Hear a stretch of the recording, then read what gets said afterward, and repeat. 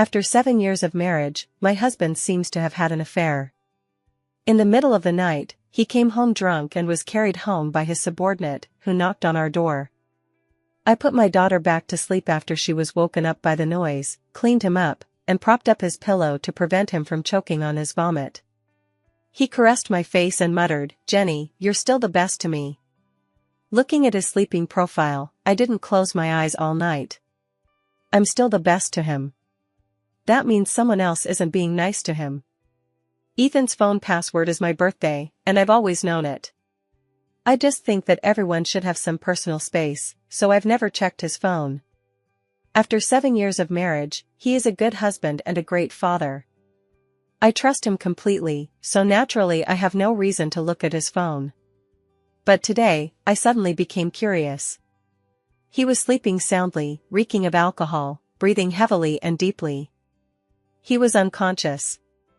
I found his cell phone in his coat pocket, entered the password, and unlocked it. However, I was disappointed. There was nothing on his phone. The desktop background is a photo of me and my daughter Leora, and so is the lock screen wallpaper. His WeChat is clean, with only work messages. He hasn't installed any social media apps. It's so clean that I even doubt my own judgment. I put down my phone and stared at Ethan's face for a long time. Although my doubts had not completely disappeared, I had to admit that perhaps I was overthinking things. The next morning at breakfast, I casually mentioned it to Ethan. "Do you remember what you said last night when you were drunk?" Ethan paused while eating porridge, raised his eyes and glanced at me, his expression showing no sign of guilt. "What did you say? Did you say something bad about me?" I looked at him calmly and said, "Think about it again." Ethan took a big sip of porridge and shook his head. "I can't remember." I blacked out. Who would remember? I hadn't said anything yet, but he added, "You know how I am when I drink. When I get drunk, I talk nonsense. Whatever I said last night was just nonsense. Don't take it seriously." I stirred the porridge in my bowl, a faint smile creeping onto my lips. "Really? I don't think you're talking nonsense." Ethan's movements slowed noticeably, and his expression grew serious. He stared at me for several seconds before speaking again. "What did I say?" His tone carried a hint of caution and unease that even he hadn't noticed. I looked at his face.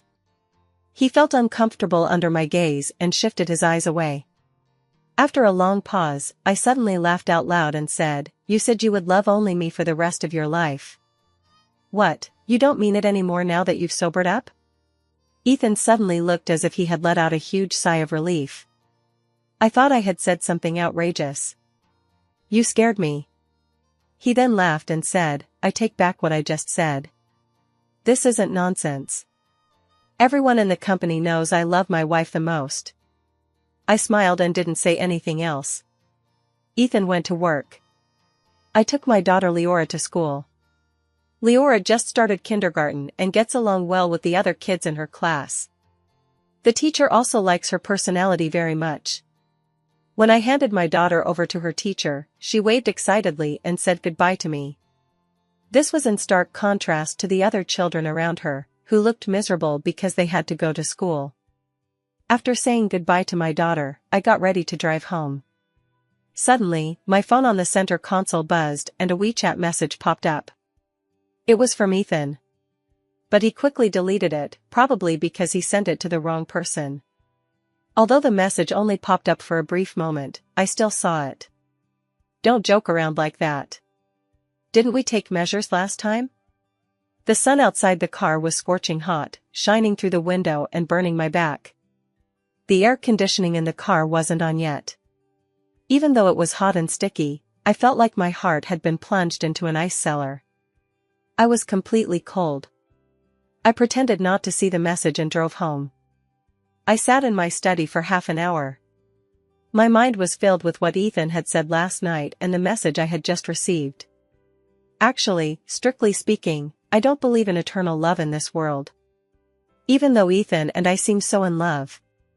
Actually, my father has never been a loyal person. He has been married for decades, but he has been living a life of debauchery outside the home. my mother has turned a blind eye to it. As long as my father still brings money home, she doesn't mind. They have been acting like this for decades, so convincingly that even our relatives think our family is a model of marital harmony. But if I had to live like this, I don't think I could do it. With my parents' generation as a cautionary tale, I naturally didn't believe any empty promises.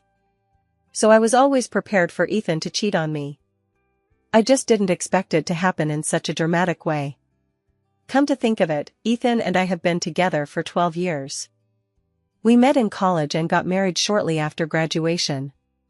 After marriage, we started a business together, with him in charge of technology and organization, and me in charge of copywriting and publicity. Starting a business is not an easy task.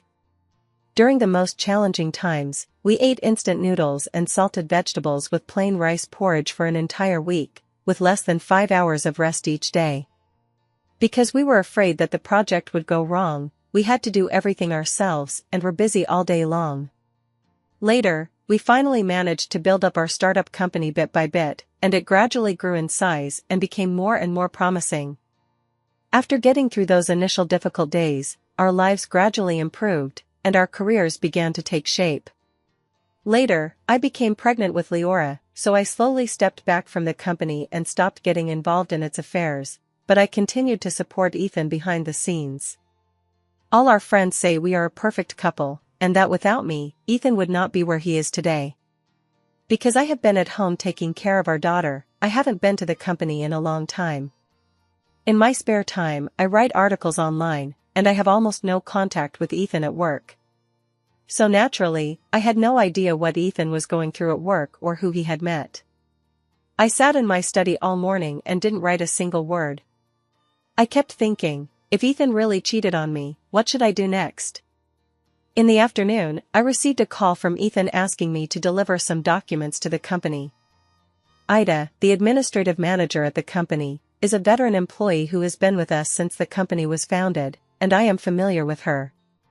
When she saw me, she greeted me warmly and said she was ordering afternoon tea for her employees and asked if I wanted some. I didn't plan on staying long, so I politely declined. When Ethan saw me in the conference room, he looked very happy. He grabbed my hand and couldn't stop smiling. "Jenny, you've been a huge help. I don't know what I would have done without you." The executives below hissed, as if they had been fed dog food. I lowered my eyes and smiled slightly, glancing at everyone present. Most of them were familiar faces, and I didn't see anyone who looked out of the ordinary. That made sense. Ethan always handled things with care. It was highly unlikely that he would arrange for me and his mistress to appear in the same place. Even if the mistress was really there, Ethan would never flirt with me in front of her.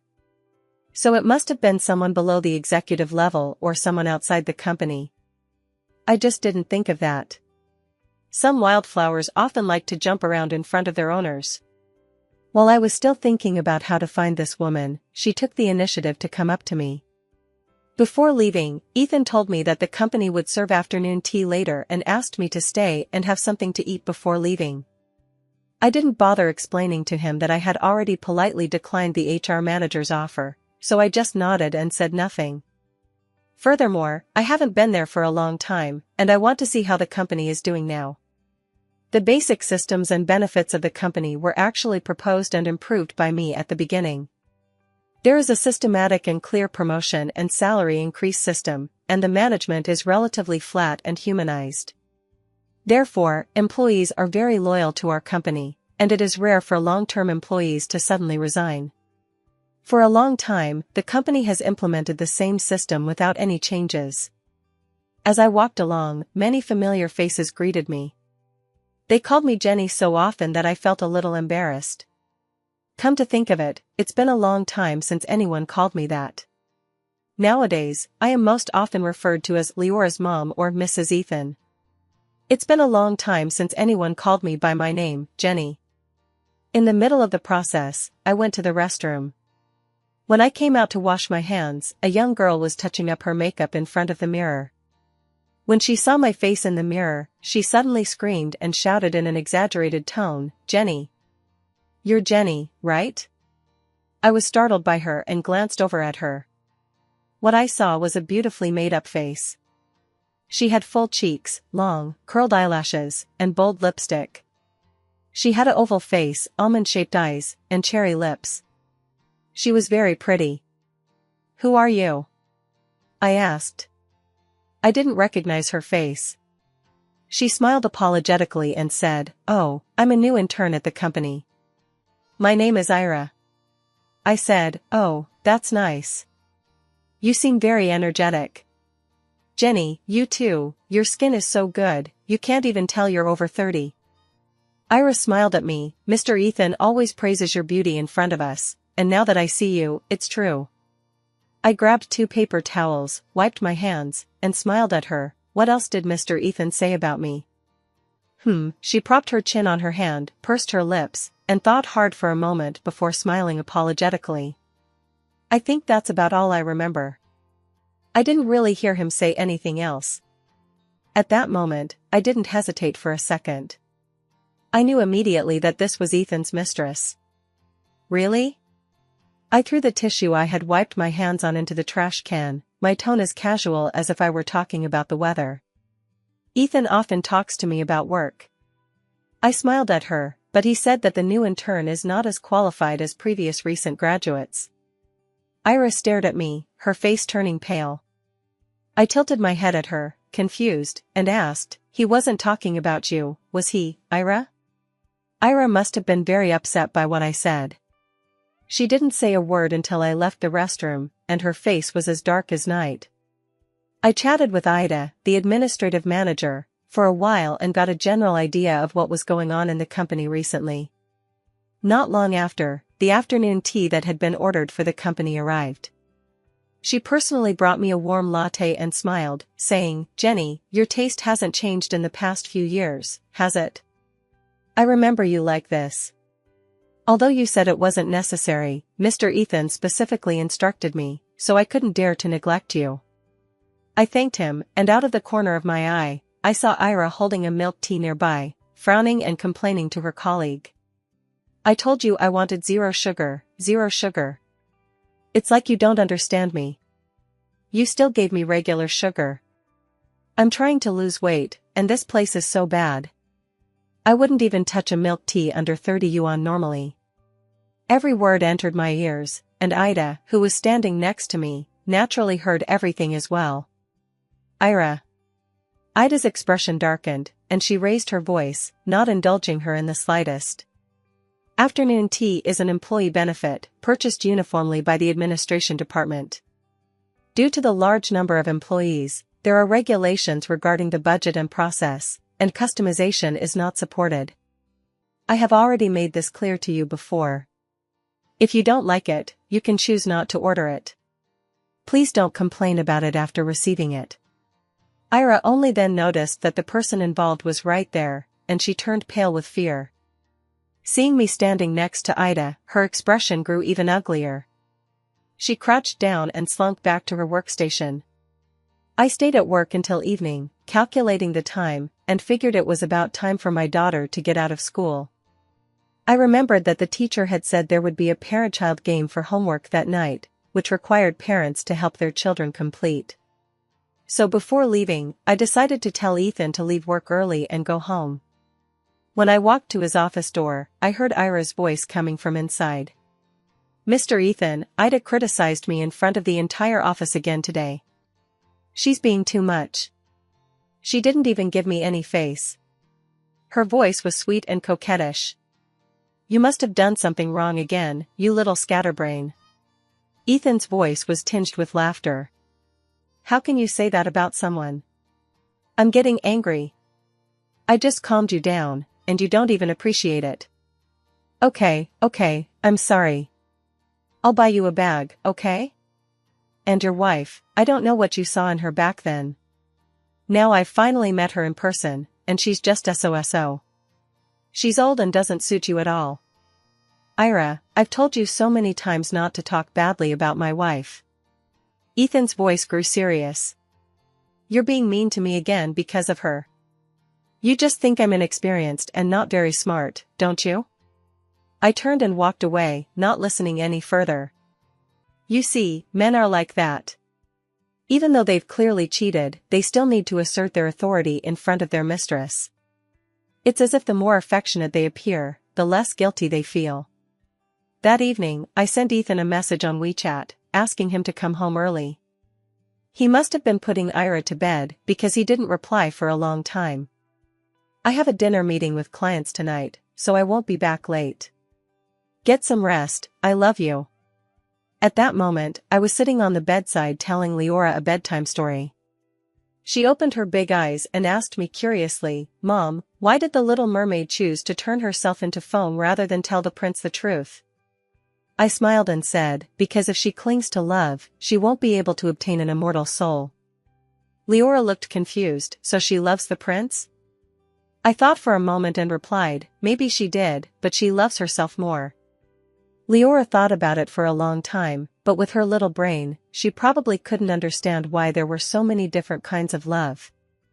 After I put her to sleep, I went to the study and turned on the computer. I opened the chat page with Ida. There, prominently displayed, was a link to a personal social media page with the username Anna. Below was a message Ida had sent me, "Jenny, here's Ira's social media account. Do you really think she looks like a famous internet celebrity? If you find out, let me know so I can check her out too. Of course I don't think Ira looks like a celebrity. That was just an excuse I made up on the spot. I just wanted to see what kind of person Ethan's mistress was. That's all. Ira clearly has no sense of personal privacy. She posts photos of her daily life every few days, and some of those photos inevitably reveal personal information. After browsing her homepage for about 10 minutes, I figured out her IDs on several other social media platforms. I looked through them one by one and got a rough idea of her usual interests and hobbies. She often goes to a bar called West Street in the city center. She likes to recommend designer handbags and show off large money transfers from men. She frequently likes posts from male bloggers with six-pack abs. The copy she writes occasionally contains typos and obvious grammatical errors. He frequently posts complaints about his company and colleagues, indiscriminately attacking most of the commenters. Overall, he is not a difficult person to figure out. Given Ethan's current net worth, Ira is definitely not with him just for love. I sat in my study for a long time, wondering why Ethan would be interested in a woman like that. He used to praise my rationality and practicality, saying that meeting me was the luckiest thing that ever happened to him. Time flies, and the once dashing young man has begun to put on a few pounds, his hairline receding year by year, no longer the person I remember. Perhaps even his taste has changed. I called my best friend Neva. She scolded Ethan for half an hour, then agreed to my request. She said, "If you have any difficulties, just tell me. I'll go through fire and water for you."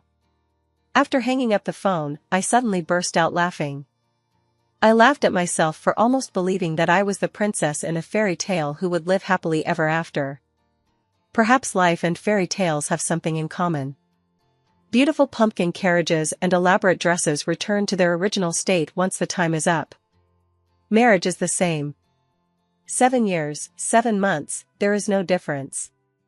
Ethan is not a prince. There was no fairy to save me from the fire. Ethan was coming home later and later. He was talking less and less with me. He even forgot several times to take our daughter out on planned outings. Leora was very sad that she had been stood up several times. But she was very sensible and knew that her father was always very busy at work, so she never got angry with her parents about such things. But at night, she would still sneak into my arms and cry, her eyes red and teary, asking me, "Did I do something wrong? Does Daddy not like me anymore? Why does he always forget the things he promised?" I didn't know how to explain it. Ethan has always been busy with his career and has never spent much time with his daughter. Now that he is juggling multiple responsibilities, he has even less time to pay attention to his daughter's feelings. The more she longs for his attention, the more disappointed she becomes. Throughout Leora's upbringing, he has been absent as a father for far too long. The turning point came on my wedding anniversary with Ethan. that day, he suddenly remembered that he was part of this family. He took the initiative to book a restaurant and a candlelit dinner for two. Or maybe he realized he'd been a bit too much lately and wanted to make it up to me. I guess he even told Ira in advance not to come and disturb our time together tonight. Unfortunately, Ethan forgot that we also have a 3-year-old daughter. In order not to ruin the dinner he had carefully prepared, I sent Leora to Neva's place ahead of time. Before leaving, Neva held Leora's hand and smiled at me, nodding her head. I wish you all the best. Of course, everything would be fine. This was a rare moment of conscience for Ethan. Everything had to go smoothly. The atmosphere in the restaurant was ambiguous, and the flickering candlelight reflected in Ethan's eyes. He looked at me tenderly and took my hand. Jenny, you've worked so hard these past few years. I've been very busy at work lately and haven't had time to spend with you. You don't blame me, do you? I quietly withdrew my hand, picked up the red wine glass, took a sip, and smiled. You work so hard for this family. How could I blame you? The elegant piano music poured down like moonlight. Ethan's eyes were intoxicated. Jenny, tonight we... His words were interrupted by the ringing of a phone. Ethan glanced at the caller and answered with a frown. He didn't know what was said on the other end, but his expression suddenly turned grim. I watched him hang up the phone with a gloomy expression, his chest heaving up and down, clearly holding back his anger. But perhaps because I was there, he didn't dare to vent his anger. He picked up his knife and fork, then put them down again, looking restless. To be honest, his acting was really quite poor. I didn't ask him what was wrong and just kept eating slowly with my head down. In less than half a minute, he couldn't hold back any longer.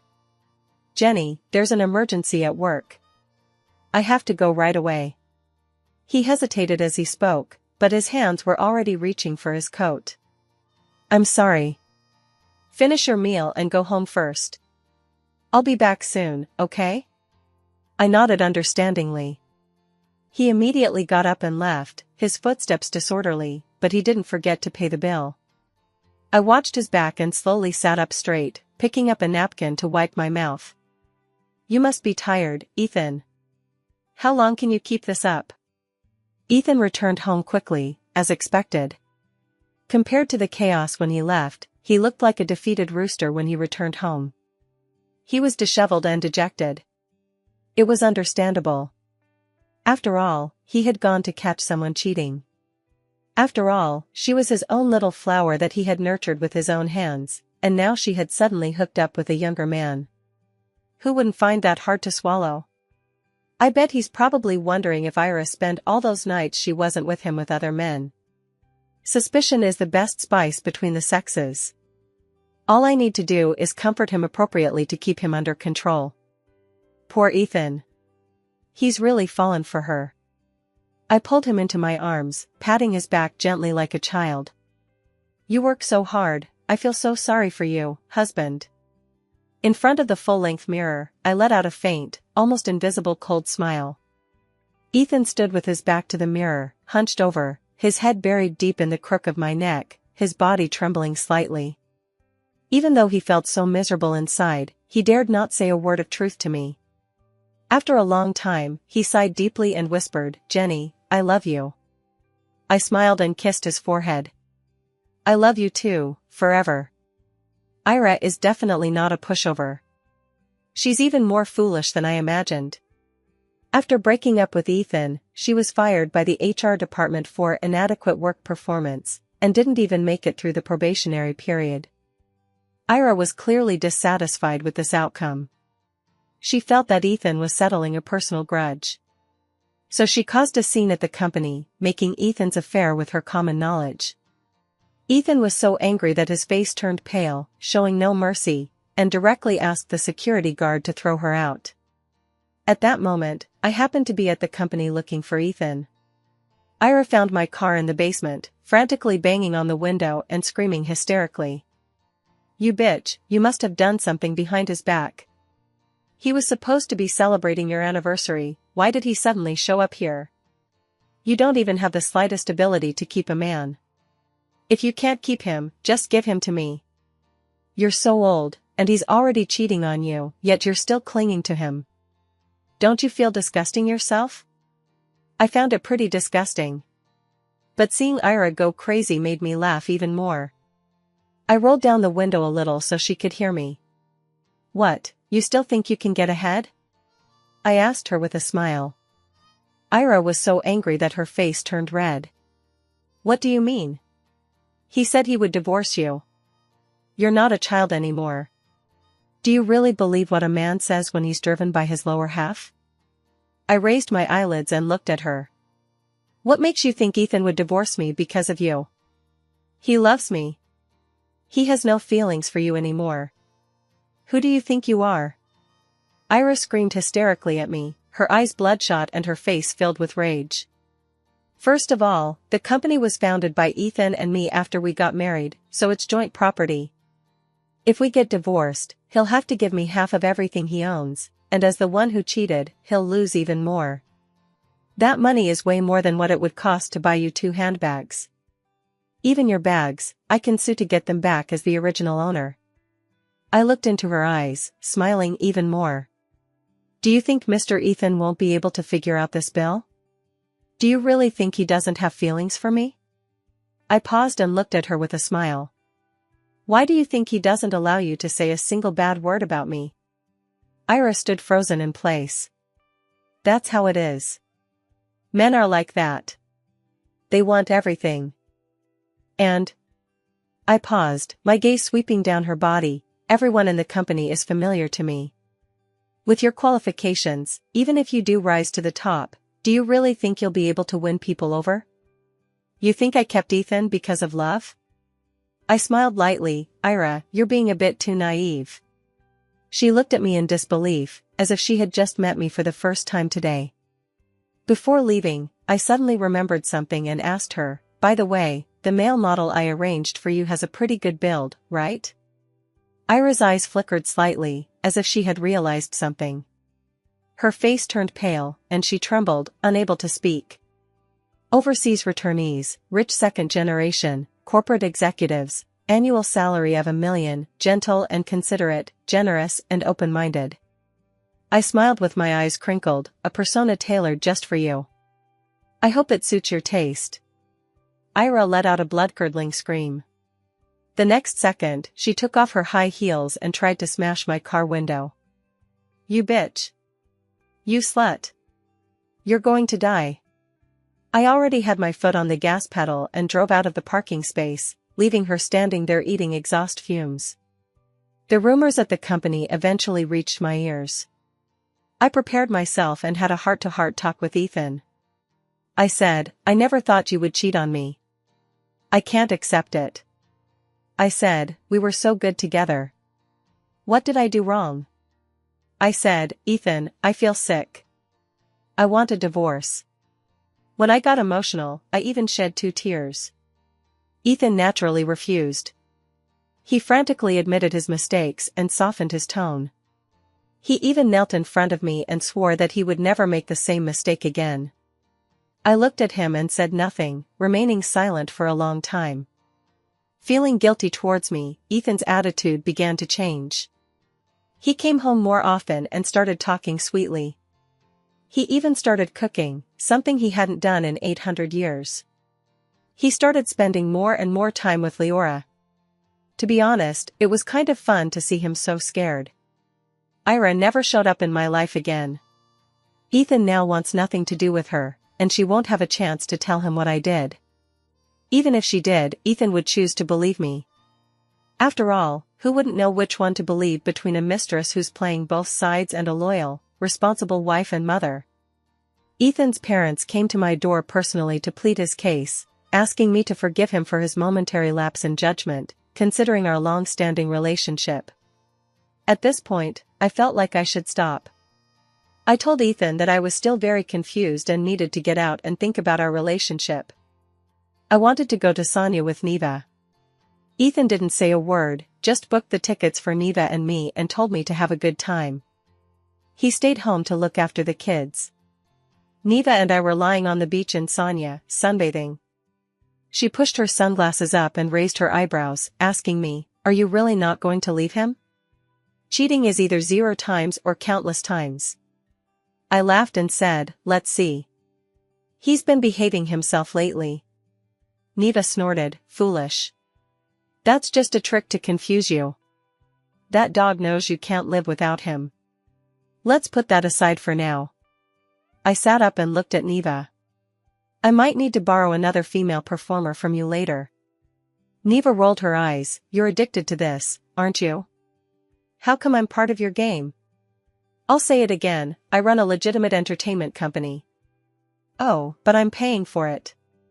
After returning from Sonia, I didn't bring up divorce again. Ethan also reverted to his original persona as a devoted and loving man. Gradually, it seemed that no one mentioned his affair anymore. I still take the children to and from school, cook meals, do housework, and fulfill my role as a full-time housewife. Our relationship remains stable, envied by others. However, in private, I won't even let him touch me. Actually, after Leora was born, the quality of our sex life took a big hit. Ever since I found out he was cheating on me, I started making all kinds of excuses to refuse to be intimate with him. But I'm sure Ethan was actually quite happy to have a break, since he had Ira to comfort him at the time. He can only handle one woman at a time. But now, I pulled out his wild flowers. And I won't let him touch me. So he seems to be suffering greatly, looking constipated every day. I'm curious. Can a man who has tasted forbidden fruit really resist temptation? Ethan, how long can you hold out? That day, I received a document in my email. It was a draft contract for the sale of the film and television adaptation rights to a novel. I knew the time had come. I sent a model resume to Ida in administration. I think she's pretty good. My friend recommended her. Let's choose her for the company's new product promotion. Don't tell Ethan that I recommended her. I don't want him to use someone he likes. The other party is naturally very astute, and she is well aware of Ethan's intentions. When Ira's situation first arose, she even sent me a message to offer her support. Certainly, Jenny, I will follow your instructions. It was exactly what I expected. Ethan's loyalty to marriage is 0. The new model has only been at the company for a month, and he's already cheating again. I caught them kissing in the office with my own eyes. It must be said that the people trained by Neva are highly effective. They take the initiative, act swiftly and decisively, and get things done without any unnecessary delays. They also communicate promptly. Indeed, men who have experienced the allure of women find it difficult to resist their advances. This incident was even more scandalous than the last time with Ira. Ethan embarrassed himself all the way to the Pacific Ocean, and his romantic escapades became the topic of conversation among the employees during their breaks. After all, he had always presented himself as a man who was devoted to his wife. The employees also bought into this and respected him greatly. Although Ira's incident was explosive, many employees still did not believe that Ethan would cheat on his wife, thinking that Ira had deliberately smeared the boss after being fired. But now, his image as a romantic man has been completely shattered. Everyone was surprised to discover that beneath Ethan's glamorous exterior lay nothing more than a rotten cucumber. This time, even Ethan's parents didn't know how to broach the subject again. I wouldn't listen to any explanations and was determined to divorce him. I said, Ethan, I've completely given up on you. Ethan smoked one cigarette after another.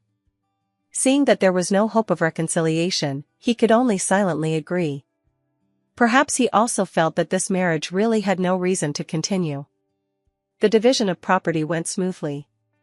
Perhaps out of guilt, or perhaps because he still had some feelings left for me, Ethan didn't put up a fight. He said, Jenny, you don't earn much money writing articles, and you've spent so many years of your youth with me. I'm the one who owes you. I won't shortchange you a single penny. The house and the car, I'm not being polite about any of it. I said, I'm not good at business. Just convert your shares into cash and give them to me. From now on, this company and I will have nothing to do with each other. So he scrambled around and transferred the exorbitant transfer fee to my account. The day after I received my divorce certificate, my copyright adaptation contract was officially signed and took effect. 3 days later, I received a copyright fee of 2 million yuan. That was enough for me to buy a house in the city center. After the divorce, the property belonged to my personal income. Ethan only knew that I didn't earn as much writing articles as he did running his company. He didn't know how much the film and television adaptation rights for my book were worth. Overnight, I became a wealthy single woman, worth far more than Ethan. Leora was also awarded to me. Because I had been a responsible parent throughout her upbringing, taking care of her needs in every way, and because I am emotionally stable and never lose my temper, she has grown accustomed to being with me. In contrast, Ethan didn't even know that Leora was allergic to certain fruits. He really never disappoints me.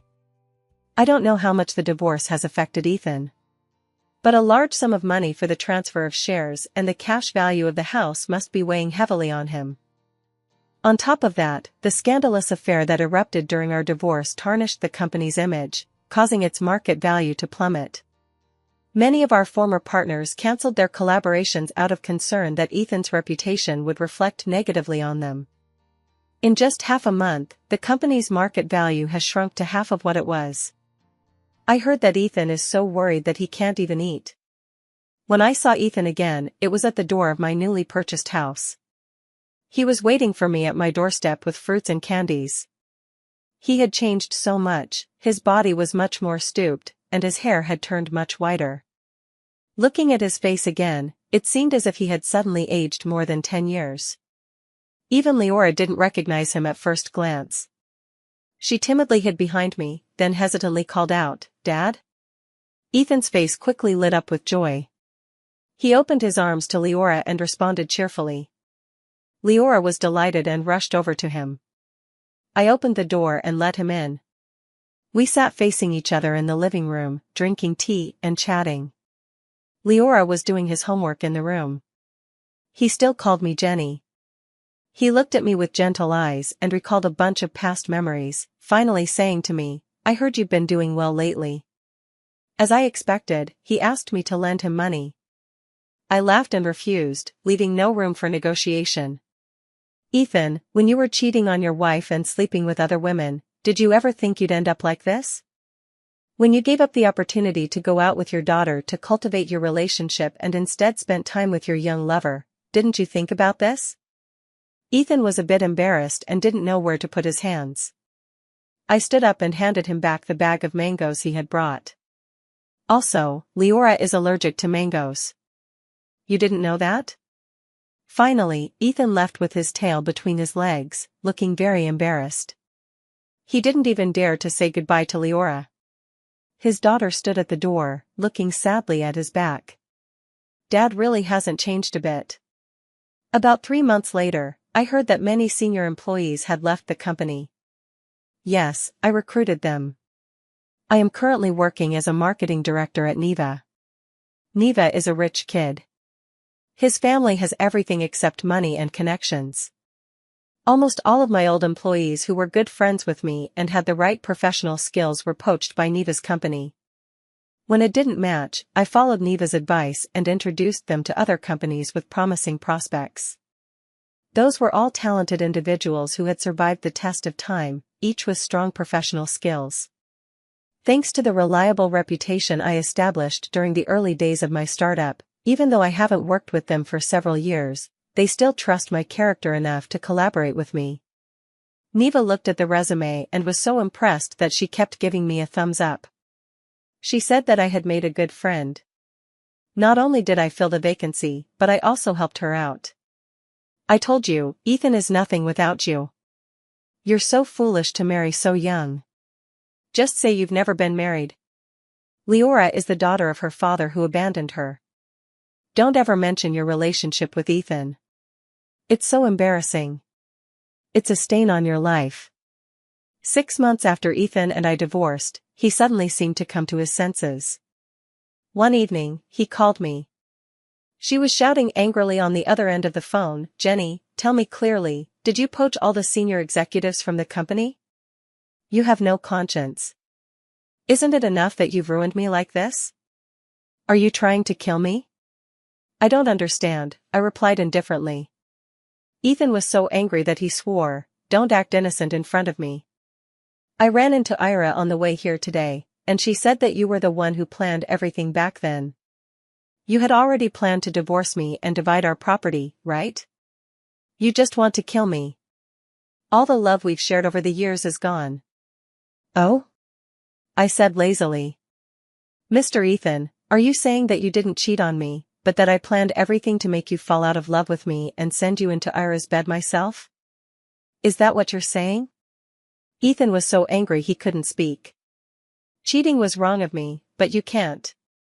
"Oh, you mean even though you cheated on me, I still have to forgive you, be a good wife and mother, and do my best to love you?" I laughed out loud. "Ethan, where is that going to happen? Jenny, you used to be so kind. How could you turn into this? I even thought about our past and considered you during the property division. I never intended to shortchange you." Ethan gritted his teeth. "You really have a thick skin. You think the benefits I deserve are your charity?" I lowered my eyes and said sarcastically. I knew Ethan would break up with me one day. That's why I didn't expose his affair right away. If we are in a bitter dispute when we divorce, he will definitely try to manipulate the division of property in advance. Ethan has been firmly established in the company for so long. If he resorts to unconventional means to transfer assets ahead of time, I will definitely be in a very passive position and find it more difficult to secure my own interests. Therefore, I must quietly play the role of a deaf and blind Mrs. Ethan and love him with all my heart. I took advantage of Ethan's feelings for me. Although he loved me, he couldn't resist the temptation of infidelity. The more I act like I don't know about his affair, the more he feels guilty towards me. The more considerate I am, the more his conscience is tormented. He puts on a false front and is indecisive. After 12 years, I know him too well. As long as he feels guilty towards me and wants to make it up to me, I can get the money that belongs to me without any trouble. Perhaps, on the day we get the divorce certificate, he will still be thinking about when we can remarry. After all, in his eyes, I loved him so much. How could I leave him? I didn't meet your expectations. I'm really disappointing you. I smiled slightly and said to Ethan on the other end of the phone, "By the way, not only did I plan the whole thing where you caught Ira cheating on you, but I also arranged for the female model you cheated on her with the second time. How does it feel, Ethan? Does cheating feel exciting?" There was a long silence on the other end of the phone, followed by the loud sound of something being smashed. "Jenny, you just wait, I'll never let you get away with this." Ethan's voice was distorted with rage. "Let's talk about something else," I said calmly. Ethan fell silent. "Oh, right, I heard that your fiancée is 3 months pregnant. Congratulations." I laughed, "But I might have some bad news for you. You haven't forgotten that we used to go for physical checkups every year, have you? You were busy with work, so I always picked up your results. Do you remember me praising you for having excellent health indicators every year? Since we're divorced, I don't have anything to hide from you anymore." I spoke slowly and deliberately, making sure he could hear me clearly. "Actually, after Leora was born, your sperm activity has been declining year after year. The doctor said that in your case, it will be very difficult for you to have children in the future. I was afraid you would feel inferior, so I never told you. I've been secretly making you some nourishing soups. Does your fiancé know about this?" I asked him with a smile. "She must have made you some nourishing soup too, right?" There was a long silence on the other end of the line. Then Ethan hung up without saying a word. The Neva beside me licked the ice cream in her hand and silently gave me a thumbs up. I leaned against the railing of the amusement park, watching Leora ride the carousel. She was having so much fun, as if she had forgotten all her troubles in the world. So, I guess I won this battle, right? I wonder if Leora will have a different view of her father once she grows up and understands these things. But before that happens, I will be there for her in countless beautiful moments to come.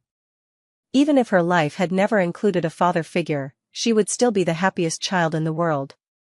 And I will also teach her that the prerequisite for loving anyone else is to first love oneself. I want to personally present her with a timeless pumpkin carriage and an elaborate gown. I want her to settle for nothing less.